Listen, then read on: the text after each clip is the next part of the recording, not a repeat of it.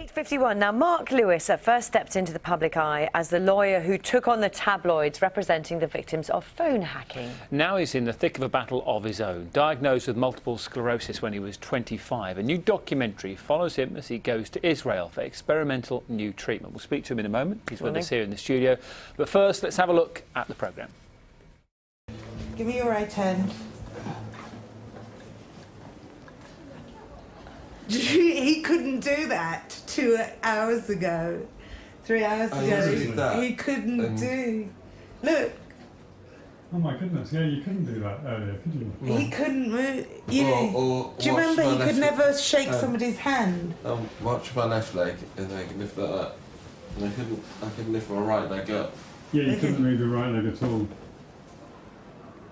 Okay, so that's quite good. Look, he couldn't move it forward even, he couldn't make it, you couldn't see anything with the right leg before. I can do things like that. Look. If this is now, a couple of hours afterwards, what's going to be tomorrow? Well, Mark is here with me now, and I've watched the documentary. And quite a programme, isn't it? And I mean, just let's sort of back up a bit from that moment, because that is the moment that you've been given this treatment, and this is 2 hours later. So just before you were given this treatment, we'll talk about it. It's sort of experimental, isn't it? What were the differences in your physical appearance and what you were able to do? You could find the day before, hours before. I mean, look, the best way of putting it is I went to the ward to have the treatment in a wheelchair. Yeah. And I came back walking. I mean, I'm not in a wheelchair permanently, but for long journeys I would use a wheelchair or something, and I could walk, and not just walk, but walk without a walking stick. OK, so that was 2 hours after you had the treatment, so just phenomenal. Absolutely phenomenal. And I've shaken your hand today, which is something. No, I said to the producer when he started, I said, if at the end of this programme I can shake hands with my right hand, then I will have known it's there. Because I used to shake hands with my left hand flicking it round, and I had done that for probably 10 years. Wow. OK. So give us an idea. I mean, before you had this treatment, what sort of life were you living? How did it affect you? Well, I've always tried to live my life and do as much as I can, but I mean, basically, I'd work, and then I'd sleep to try and recuperate to be able to work again, and it's opened up the ability to do more things.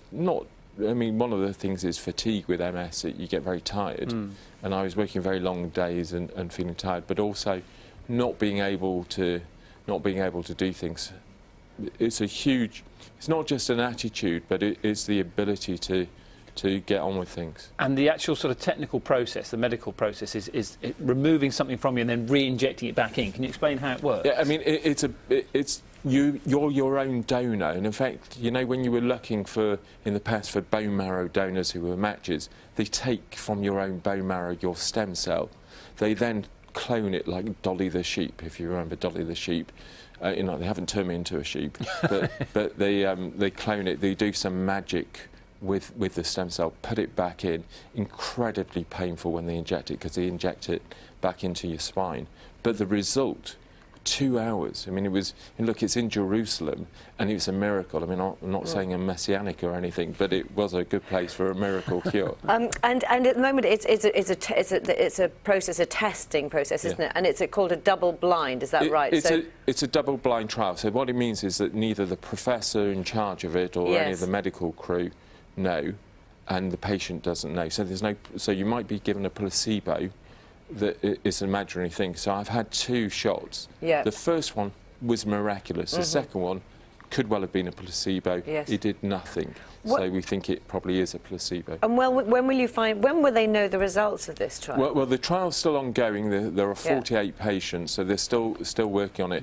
When they do that, they will write the paper.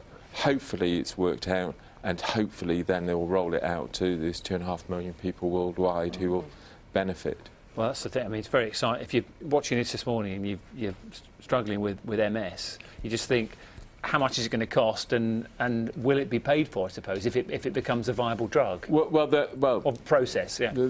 There are always problems with paying for medical treatment, which I actually hate, that people will look at things and try and do the maths as to whether or not it works out. You know, if it makes you better, then really then you need to get it, not just for me, but for everybody else. But it's there, and we should be doing it. I mean, I seriously think that within the next 5 to 10 years, MS will be crossed off as a disease that used to be a problem and is no longer a problem. We see in the piece, in the programme, about what it's done to your brain, and they talk about sort of scarring, don't they, and perhaps brain maybe shrinking as well. So have you looked back at that, and is that making a difference to your brain as well? Well, fortunately, my brain is rather good. I know.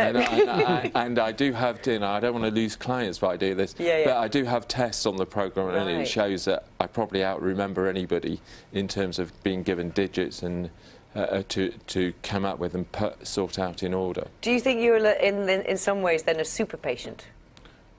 I think I'm a very difficult patient for them, and what we can say before the watershed, the programme might be different after the watershed. Yeah, absolutely. But yeah, I'm possibly a difficult patient. They were looking when they took people on board, weren't they? They were looking for people with a particular type of determination as well, weren't they? There is an attitude thing that you have to be. They think that if you want it to work, it will help.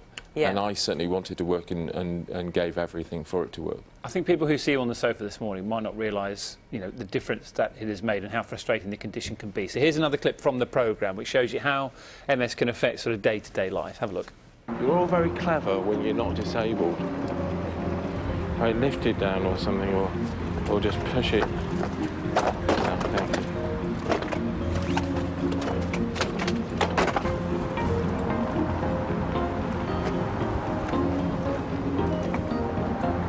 Why is Mark heading towards the freeway? Because Mark gets really frustrated with his limitations, and he'll take it out on everyone else. He's so sure that he knows the right way of doing it. But I'm horrible. I'm horrible to people who want to help me because it's soul destroying.